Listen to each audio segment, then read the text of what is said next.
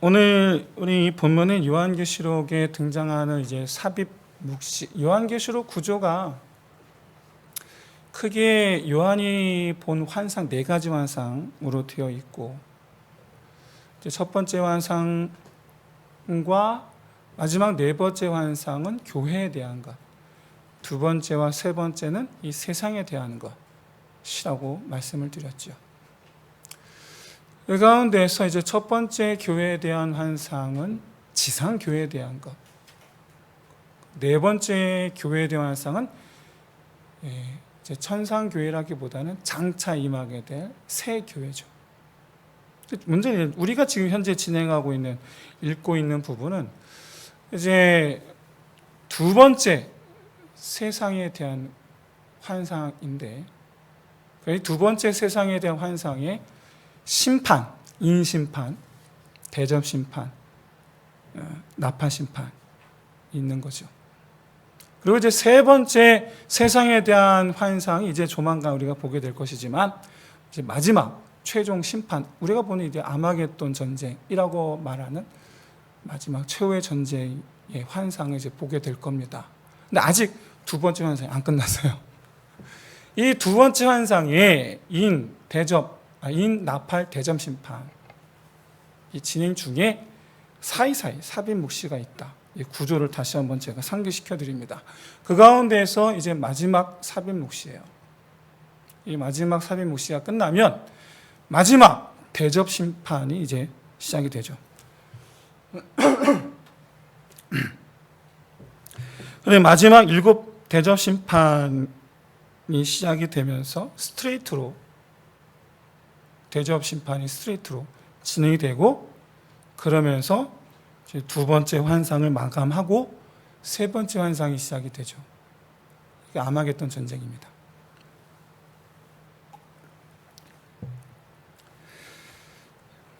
그래서 이 마지막 삽입 묵시가 의미가 있는 거예요. 그래서 어떤 의미가 있느냐? 삽입 묵시 가운데 마지막 순서라는 점에 있어서 마지막 최후의 심판과 관련이 있어요. 그게 뭘까? 7 대접 심판, 7번째 대접을 부으면 이제 마지막 아마겟돈 전쟁인데, 그 마지막 장면은 말 그대로 이제 어린 양이신 예수님께서 오셔서 이제 사단 용을 이제 가두시고 하는 이제 마지막 용에 대한 심판의 내용이 있어요. 그런데 거기에 나와 있지 않지만 동시에 그때 일어날 또 다른 장면을 오늘 본문에서 보여주고 있는 겁니다. 그때 일어날 일이에요. 그때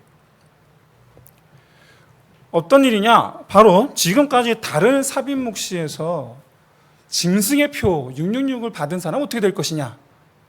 그리고 그 가운데 신앙을 지킨 사람들은 어떻게 될 것이냐? 이 사람들에 대한 결말이에요. 그때 어떻게 될 것이냐에 대해서 이제 오늘 본문에서 보여줍니다. 바라기는 이 마지막 때를 살아가는 성도로서, 이제 하나님의 표를 받은 성도로서, 하나님의 표를 받은 성도답기를 믿음으로 다짐하는 저와 여러분 되시기를 주의 이름으로 축원드립니다. 여러분 기억하실지 모르겠는데 제일 처음 등장했던 삽입 묵시, 인과 나팔심판 사이에 있었던 그 처음 삽입 묵시에서 14만 4천 성도들이 등장하죠. 그때 뭐 잠깐 신천지도 잠깐 제가 언급했는데,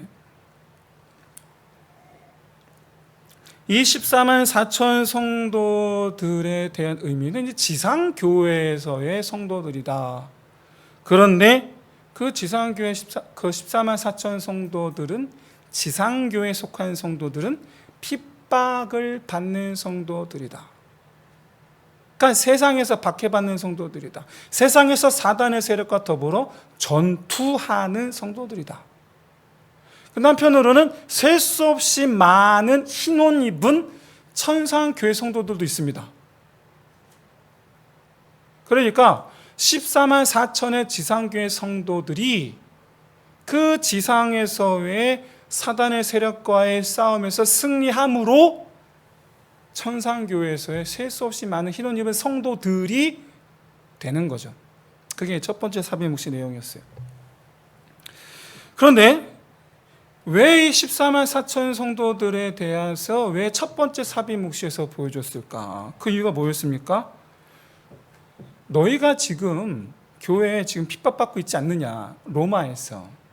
그래서 장차 너희가 이렇게 승리할 거야, 하나님 영광을 입게 될 거야, 이것을 확신을 얻게 하기 위해서죠.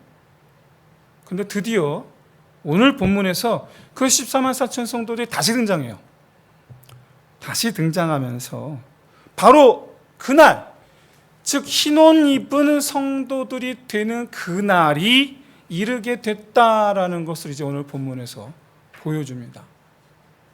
물론 이제 2000년 전 당시 로마교회 성도들의 입장에서야 아주 먼 이야기겠지만 반드시 온다라는 확신을 주기 위한 장치인 거죠. 그래서 이들이 오늘 본문에서는, 그러니까 이제 셀 수 없이 많은 흰옷 입은 천상교회 성도들이 되는 그날, 이들은 과연 어떤 모습으로 그 마지막 날 등장하는가? 이마에 어린 양 대신 어린 양의 이름과 어린 양의 아버지, 하나님 아버지 이름을 그 이마에 받은 모습으로 어린 양과 함께 나타나죠.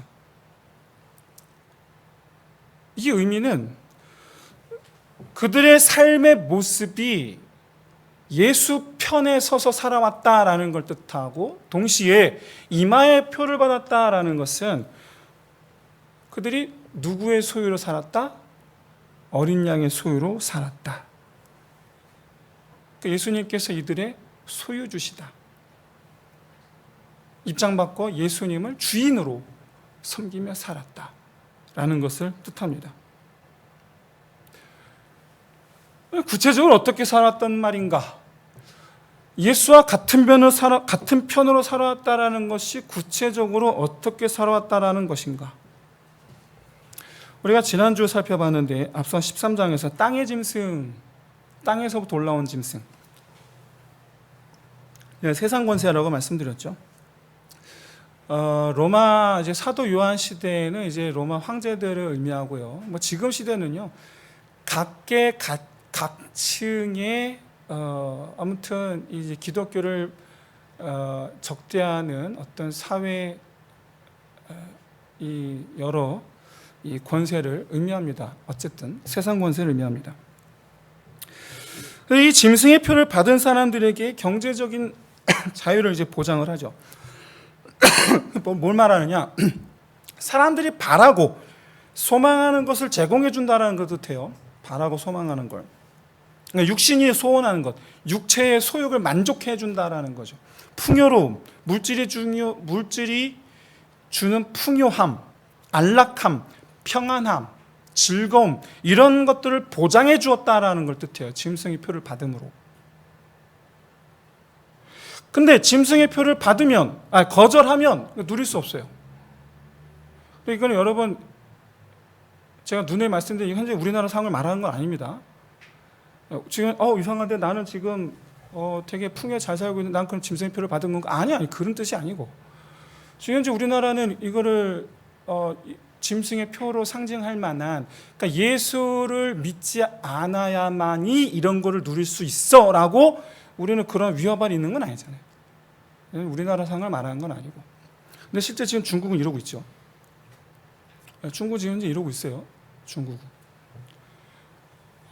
기독교인들에 대해서 중국에서는 실제로 지금 현재, 그러니까 공산국가죠. 공산국가들이 현재 예수를 믿으면 이런 것들을 박탈당하고 있죠.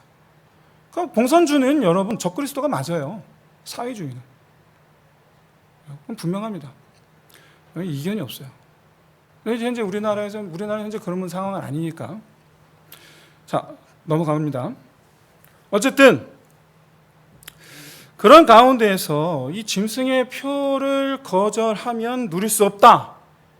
그렇다면 여러분, 사람의 이 욕망이라는 것을 참아내고 이겨낸다. 여러분, 이게 쉽습니까? 이게? 쉽지는 않아요. 근데 이겨낸 사람들이 나타났죠. 지금도 실제로 중국에 있습니다. 그리고 북한에도 있습니다. 현재 북한에도 그리스도인 20만 명 정도 있다고 하죠.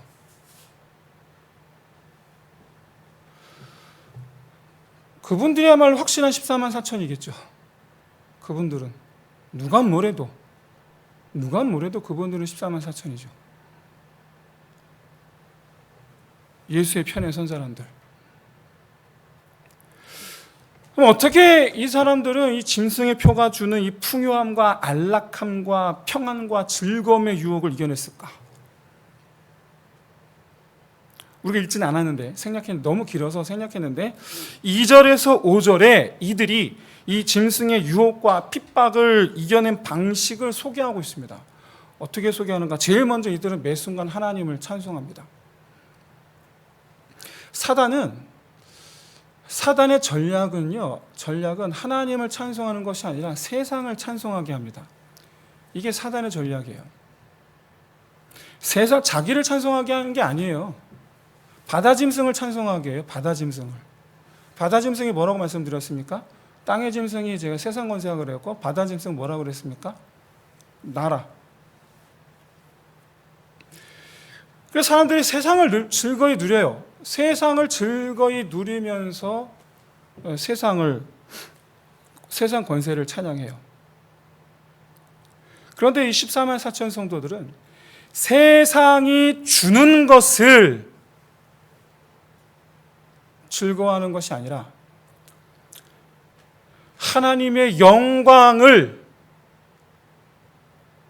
보는 것을 즐거워했죠. 사랑하는 성도 여러분, 세상 것을 누리는 것에서 즐거워하려고 하지 마시고 하나님의 영광을 입는 것에서 즐거움을 찾으시기를 주의 이름으로 축원드립니다. 여러분, 그게 즐거워야 돼요. 우리 그리스도인들은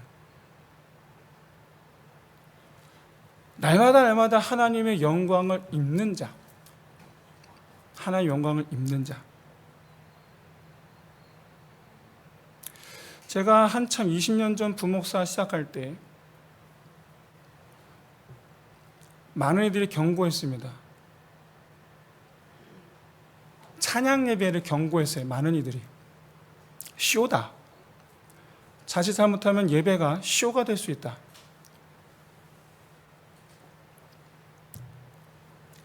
성도들로 구경꾼으로 만들 수가 있다. 특히 초대형 교회의 그 화려한 사운드와 무대 장치. 여러분 보세요. 실제로 초대형 교회에서 행하는 그런 유튜브 공개되어 있으니까 보세요. 거기서 행하는 그런 이 무대의 찬양팀과 우리 교회 찬양팀 한번 비교해 보세요. 비교가 안 됩니다, 여러분. 비교가 안 돼요. 거기 세션들은 전부 다 실용음악가 출신들이에요. 싱어도 아무나 안 세워요. 거기 실용음악가 전문가들 거기 싱어 쓸 수 있어요. 거기 하거든요. 그거 테스트 하거든요. 그런 데는 아무나 안 세워요. 쇼가 될 수 있다. 근데 저는 반대였습니다. 저는 제가 찬양 사역을 하긴 했지만 저는 그렇지 않다고 주장했습니다. 왜냐? 구경하는 것은 본인의 선택이에요. 사랑하는 성도 여러분, 앞에서 찬양팀에 찬양할 때에 그 찬양을 보는 자가 될 것인가, 함께 더불어 찬양하는 자가 될 것인가, 선택은 여러분의 몫이에요. 결코 앞에 선자들이 성도들을 그렇게 만드는 거 아니에요. 그건 그 초대형 교회 거기 앉아있는 성도들의 선택이에요. 본인들의 선택이에요. 그래서 저는 경고하는 자들에게 오히려 경고했습니다. 그런 찬양팀들에게, 그런 교회들에게 경고하느니 성도들 향해서 경고해라. 예배자가 되라고. 구경하는 자가 되지 말고 예배자가 되라고. 차라리 성도들 향해서 경고하라.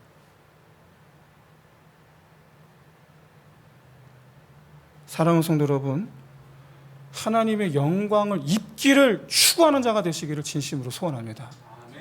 저는 우리 교회가 더 찬양의 목소리가 가득한 교회가 되어야 된다고 저는 그렇게 생각합니다. 더 오랜 시간, 더 많은 시간 하나님 향의 찬양의 목소리가 더 커지는 그런 교회가 돼야 된다고 저는 그렇게 생각을 합니다. 더 많은 이들이 찬양 가운데 임하시는 우리 주님을 볼 수 있는 교회가 될 수 있기를 주의 이름 축원드립니다. 물질 중독자 되지 마시고, 돈 없으면 못 사는 사람, 여러분 그런 물질 중독자 되지 마시고 하나님 영광 없으면 못 사는 사람 되시기를 진심으로 소원합니다. 하나님 영광 없으면 못 사는 사람. 여러분 술에 취한 자 되지 마시고 성령에 취한 자 되시기를 진심으로 소원합니다. 초저녁에 술 없으면 잘 못 잡니까? 초저녁에 교회 오셔서 성령에 취해서 집에 가 주무시기를 바랍니다. 그래야죠. 우리가 한번 이 세상 살아가는 낙이, 세상 사는 낙 누릴 수 있어요. 근데 그 세상 사는 낙이라는 것이 세상 것을 누리는 것에서 찾는 것이 아니라, 우리가 비록 이 세상에 있는데도 불구하고 이 세상이 없는 것을 누릴 수가 있어요. 뭐냐? 하늘로부터 오는 것. 하늘로부터 오는 영광을 이 세상에서 누리는 자 되시기를 주의 이름으로 축원드립니다. 두 번째로, 이들은 순결을 지켰답니다. 사단은요, 우리로 말미암아 바벨론의 음행에 빠지게 만듭니다. 바벨론 음행이 뭡니까? 대동소이한 말인데, 세상의 부와 쾌락을 사랑하게 만들었다. 사단이 바벨론의 음행에 빠지게 만들기 위해서 여러분 하나님의 계명을 뒤집습니다. 여러분 깨달으시기 바랍니다. 지혜가 있으시기 바랍니다. 여러분 하나님의 계명에 온전히 서 있으면 이 바벨론의 음행이 안 빠져요. 근데 이 하나님의 계명을 뒤집으면 바벨론의 음행에 100% 빠져요. 하나님의 계명이 뭡니까? 첫째, 하나님을 사랑하고, 둘째, 이웃을 사랑하고. 근데 이걸 뒤집어 보세요. 근데 사단 여기 없는 걸 제일 처음에 세우죠. 그게 뭡니까? 나를 사랑하는 거예요. 여기 자기 자신 사랑하는 게 없어요. 근데 사단은 자기를 사랑할 수 있어야지 다른 사람을 사랑할 수 있다고 얘기해요. 되게 멋있는 말 같지 않습니까? 근데 그럴듯한데 이게 거짓말이에요. 왜냐? 자기를 사랑하는 거 여러분 만족할 수 있는 사람이 아무도 없어요. 여러분. 자기를 사랑하며 만족함이 있을 수 있는 사람은 한 명도 없어요. 모든 게 다 자기가 우선인데 언제 다른 사람을 사랑하고 자시고 할 게 있겠어요? 없어요. 한 번 자기 자신을 사랑하며 빠지는 순간 다른 사람을 사랑하는 건 없어요. 여담이지만 일반 상담학에서는 자존감이 낮은 사람에게 자기 자신을 사랑하고 자기 자신을 존중하라고 그렇게 강조합니다. 일반 상담학에서는. 하지만 자기 스스로 자기 자신을 사랑하는 것보다 더 훌륭한 치료는 자기도 타인으로부터 사랑받는 존재라는 것을 깨닫는 게 이게 더 훌륭한 치료예요, 사실은. 이게. 그래서 다른 사람이 도움을 받는 게 더 중요해요, 사실은 이게. 왜냐하면 그래야지 자존감이라는 거는 상대적인 거거든요. 자존감이라는 건. 혼자 할 수 있는 게 아니에요. 자존감은 사회적인 거예요, 사회적인 거. 그래야지 다른 사람으로부터 내가 사랑받는 존재구나라는 걸 깨달아야지 사회의 구성원으로서의 안정감을 회복하게 되고 그러므로 말미암아 자존감이 세워지는 거예요. 그래서 우리 기독교 상담학에서는 하나님의 사랑을 깨닫는 게 먼저예요. 자존감이 낮은 사람에게. 왜냐? 그 이유는 자존감이라는 주제에 대해서 기독교 상담학과 관련하여 할 말이 매우 많으나 여기까지만 하고 넘어가겠습니다. 차후 시간 있으면. 자존감이 문제가 아니니까. 좌우 시간, 자기 자신을 사랑하라는 말이 얼마나 허구인가에 대해서 언급하기 위해서 잠깐 제가 언급한 얘기고, 바벨론의 음행에 빠지게 하기 위해서 자기 자신을 사랑하라고 유혹하는 이 사단의 거짓말, 그래서 자기 자신에게 집중하는 그 순간부터 여러분 하나님을 멀어지기 시작한다라는 거예요.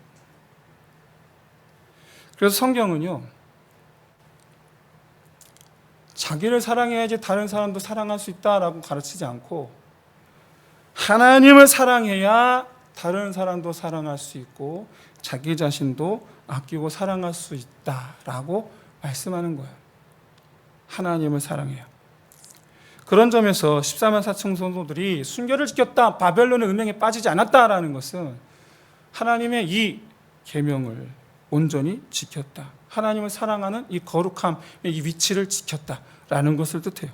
세 번째로 이들은 어린 양을 따랐습니다. 어린 양을 따랐다라는 것은 어린 양의 신, 진짜 어린 양의 신 주님께서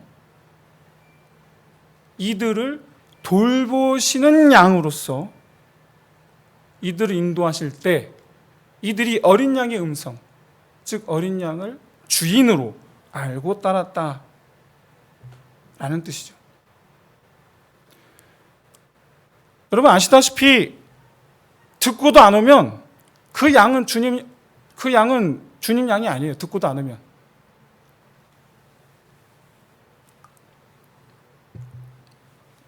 여러분 사람의 마음이 세상을 향한 탐심이 가득한 게 이게 당연하거든요. 이게 당연합니다. 세상 향한 탐심이 없는 사람이 아무도 없어요. 우리 본디 죄인이기 때문에. 그런데 탐심이 있음에도 불구하고 그때마다 주일의 음성을 듣고 돌아설 수 있었다라는 걸 뜻해요. 그러니까 14만 4천 성도들은요, 탐심이 아예 없는 사람들이다라는 게 아닙니다. 그런 뜻이 아니고, 그럼에도 불구하고 주인의 음성을 듣고 탐심 유혹이 있을지라도 음성을 듣는 순간 돌아섰다라는 걸 뜻해요. 즉 탐심을 이기는 순종으로 주인을 따라다닌 사람들, 그게 14만 4천 성도들이라는 거예요. 여러분 탐심에 지는 순종은 없어요. 그건 말이 되지 않잖아요. 그건 불순종이지. 탐심이 이겨야지 순종인 거지. 문제는 탐심을 이기는 순종이 되기 위해서는 우리 의지만으로는 안 된다라는 거예요. 순종하게 하는 원동력은 우리 의지가 아니고 주인의 부르심입니다. 이걸 철저하게 깨닫는 곳이 어딘지 아십니까? 남자들은 알죠. 군대예요, 군대.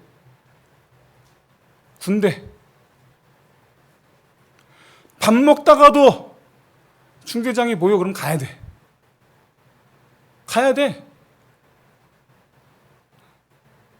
여러분 그 사실 아십니까? 사단장이 오잖아요. 아이고 별 두 개만 떠도 여러분 아이고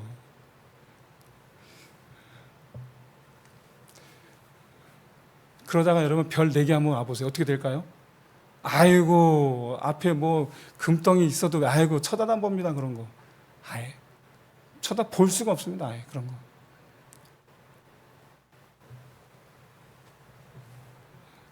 의지만으로 안 됩니다. 여러분 예수 그리스도를 주인으로 우리가 따르기로 먼저 목숨을 걸고 따르기 결단하는 거, 이게 먼저예요. 이게. 그래서 여러분 주인 대신 주님의 그 음성에 순종하기를, 그 탐심을 이기까지 순종하는 것. 그러니까 주인에게 충성하는 것, 이것이 먼저다. 바라기는 예수 그 이름에 충성하는 자 되시기를 주의 이름으로 축원드립니다. 네 번째로 이들은 거짓말이 없고 흠이 없었습니다. 이 말은 진리에 대하여 이들은 타협하지 않았다라는 걸 뜻해요. 부담감이 없을 수가 없겠죠. 그럼에도 불구하고 타협하지 않았어요. 있는 그대로 따랐다는 얘기예요. 진리에 대한 이 도전과 왜곡, 역사는 기독교 역사에 계속 늘 항상 있어 왔습니다. 그리고 교회들은요, 피 흘리기까지 이런 왜곡에 맞서 싸워왔죠. 피 흘리기까지. 근데 이제 교회 차원의, 공적인 교회 차원의 일이고, 그다음에 사적인 어떤 개인적인 차원에 있어서 여러분 어떻습니까? 자기 입맛에 맞게 재해석, 나름대로 타협하는 이런 모습들은 없습니까? 아니 난 여기까지야. 아니 몰라 난 성경. 에이 난 여기까지만. 이런 모습은 없습니까? 그런데 14만 4천 성도들은 아니었다라는 거예요. 말씀하시면 있는 그대로, 거의 있는 그대로. 난 그렇게 했다라는 거예요. 만약에 우리가 내 입맛에 맞게 난 여기까지 한다면 그건 결국 어린 양을 따르지 않겠다라는 선언이죠. 주님은 가시면 난 일로 가겠습니다가 되는 거죠. 주님은 오른쪽으로 가시옵소서 저는 왼쪽으로 가겠나이다가 되는 거죠. 안 따르겠다라는 얘기죠. 근데 이게 사단이 노리는 거죠. 이게. 근데 그 사단이 원하는 걸 반대로 한 사람들, 14만 4천 성도들이.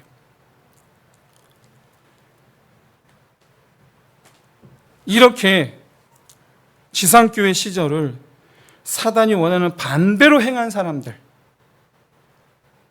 무슨 뜻입니까? 지상교회 시절에 반대로 한 사람들. 우리도 그럴 수 있다는 얘기예요. 왜? 우리가 바로 여기 14만 4천 성도가 돼야 된다는 얘기니까. 우리가 지상교회 성도들이니까. 자, 그런데 이렇게 살면 여러분 우리에게 어떤 유익이 있을까? 마지막 날에 이제 드디어 마지막 날이에요. 이제 앞으로 이제 7 대접을 쏟은 것을 보여주시는 그 환상에서 나와 있지 않은, 그러나 그날에 있을 바로 그 장면. 마지막 날에 금면류관 쓰신 분께서 흰 구름 위에 앉으사. 누굴까? 예수 그리스도이신 줄 믿습니다. 예수님이시죠? 예리한 낫을 휘두르는데 땅의 곡식이 다 거두어지게 됩니다. 여기서 이 땅의 곡식 14만 4천 성도들을 가리켜요. 주님께서 이 제자들과 말씀하신 그 비유를 떠올리시면 돼요. 알곡과 가라지. 알곡과 가라지에서 주님 그 알곡과 가라지 비유, 땅에 심은 열매들 말하는 겁니다. 근데 이때 예리한 낫을 사용하신 이유가 뭡니까? 낫 사용하신 분 아시죠? 낫을 사용하실 때 여러분 예리하지 않으면 베어집니까? 안 베어집니까? 안 베어져요. 낫 예리해야지 베어집니다. 아주 예리하게 베어지면 어떡합니까? 하나 남김없이 싹 다 베어지죠. 그러니까 예리한 낫이라는 표현의 의미는 뭡니까? 하나도 남기지 아니하고 몽땅 다 거두겠다라는 하나님의 의지예요. 하나도 남기지 아니하겠다. 반드시 내가 구원하겠다. 놓치지 않겠다. 내가 너를 반드시 하나 남기지 아니하고 놓치지 아니하고 내 곁에 두겠다. 그래서 내가 내 머리에 금면류관을 씌우겠다 라는 의미예요. 다 그런 자 되시기를 주의 이름 축원드립니다.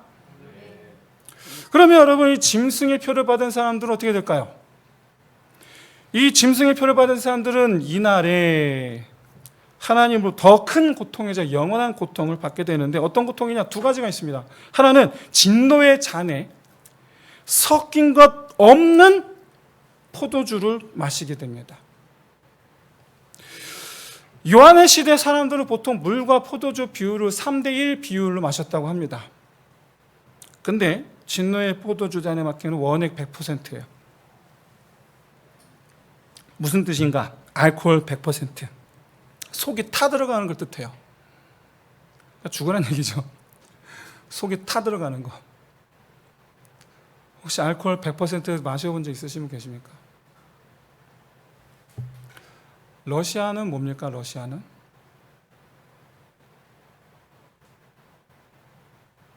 보드카? 맞나? 모른 척 하지 마시고. 맞아요? 보드카 마셔보신 분? 몇 도입니까, 보드카가?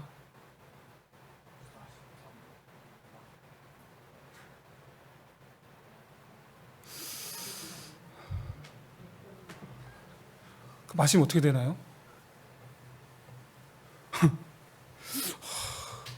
제가 한번 이번 주 마셔보고 말씀드리겠습니다. 죽지 않을까 싶은데. 근데 여러분 100%래요. 죽으란 얘기예요. 근데 이걸 언제까지요? 한 번 마시게 하신다라는 게 아닙니다. 영원히 밤낮 없이. 그러니까 속. 자, 속을 이렇게 진리의 포도주를 마셔 속을 태우신다 하면 겉은 어떻게 될까? 불과 유황으로. 그러니까 속과 겉을 다 태우신다라는 걸 뜻해요. 속과 겉을 다 태워버리겠다. 근데 아시다시피 여러분, 마지막 날에 몸이 영적 상태입니까? 아니면 부활의 몸입니까? 부활의 몸이잖아요. 죽지도 않는 부활의 몸으로 속과 겉을 불태우는데 언제까지? 영원히. 자, 근데 문제는 이 형벌을 피할 수 있는 사람이 아무도 없습니다. 왜냐? 이번엔 천사가, 예수님이 아니에요. 천사예요. 천사가 예리한 낫을 휘둘러, 똑같습니다. 예리한 낫을 휘둘러. 이 역시 마찬가지입니다. 한 명도 놓치지 않겠다는 뜻이에요. 짐승의 표를 받은 사람은 단 한 명도 놓치지 않겠다. 휘둘러 거둡니다. 이들을 포도송이로 비유합니다. 왜요? 포도송이는 짐승의 표를 받은 사람들이에요. 보통 성경에서 포도주를 만드는데, 이때 여러분이 중동 지역에서는 포도를 왜 키우냐면 포도주를 만들기 위해서 키우는 거예요. 그러니까 중동 지역에서 포도를 키우는 이유는 포도주 만들기 위한 거예요. 우리랑은 달라요. 우리는 과일로 먹기 위해서 포도를 키운다면 중동은 아니에요. 포도주로 만들기 위한 거예요. 오롯이. 지중해 연안이 그렇습니다. 지중해 연안이 그쪽 지역에. 그래서 보통 구약에서는 이 포도주는 악한 것과 연관되어서 나타납니다. 이렇게 여러분, 악한 자들이 하나 남김없이 거두어져서 성박, 포도주 틀로 옮겨집니다. 성박, 하나님 나라 바깥이라는 뜻이에요. 지옥이라는 뜻이겠죠. 하나님 나라 바깥에 던져서 거기 포도주 틀에서 밟힙니다. 밟혀서 포도주 틀에서 새어나오는 그 포도주 즙, 피가 흐르게 될 것인데, 이때 그 면적이 1600 스타디온. 왜 1600이냐? 앞에 그림을 보시면 1600의 숫자 조합은 4 곱하기 4, 10 곱하기 10이에요. 4라는 숫자는 세상을 뜻합니다. 그런데 세상 곱하기 세상이에요. 그러니까 피조세계 전체를 뜻해요. 10은 통치를 가리킵니다. 권세를 뜻해요. 근데 권세 곱하기 권세예요. 그 세상 모든 권세예요. 그 왕노릇하는 사단이 왕노릇하는 세상 모든 세상을 가리켜요. 1600은. 자, 포도주 틀에 들어가 쥐어짬을 당하는 그 포도송이들은 누굽니까? 짐승의 표를 받은 이들이에요. 근데 그 짐승의 표를 받은 이들을 쥐어짠 그 피가 어디를 덮습니까? 세상 사단이 왕노릇하던 그 모든 세상을 덮는 거예요. 심판이죠. 근데 그 피 깊이가 어떠냐? 그 피 깊이를 표현하고 있는데 20절에서 말 굴레까지 그 피 깊이가 이르리라. 말 굴레는 말머리. 말머리 이렇게 씌우는 줄을 뜻하는데 거기까지. 보통 그 2m 되겠죠? 2m 깊이. 온 세상을 사단 권세, 사단이 다루는 온 세상에 2m 깊이로 차게 피를. 잔인합니다. 근데 여기 왜 그러면 이렇게 표현할까? 그 이유가 뭘까? 왜 하나님은 이 짐승의 표를 받은 이들의 피를 흘리게 하는 걸까? 이렇게까지 표현을 하시는 걸까? 지금 요한의 시대에 누가 피 흘리고 있습니까?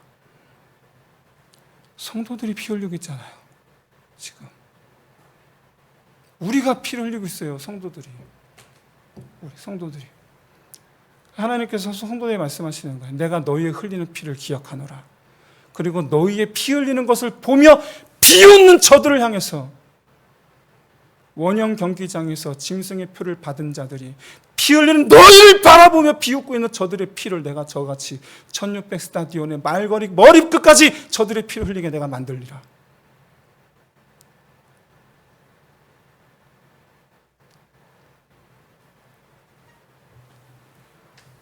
반드시 내가 저들로 영원한 형벌을 받게 할 것이다.